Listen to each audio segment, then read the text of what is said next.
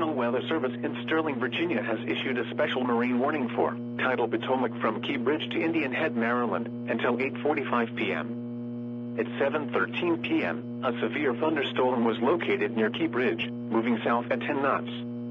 Hazard, wind gusts in excess of 50 knots and large hail. Source, radar indicated. Impact, boaters could easily be thrown overboard by suddenly higher wind and waves capsizing their vessel. Boats could suffer significant damage in high winds and hail. Locations impacted include Fort Washington, Tidal Basin, Reagan National Airport, Woodrow Wilson Bridge, Key Bridge, National Harbor, Fort Hunt and Alexandria.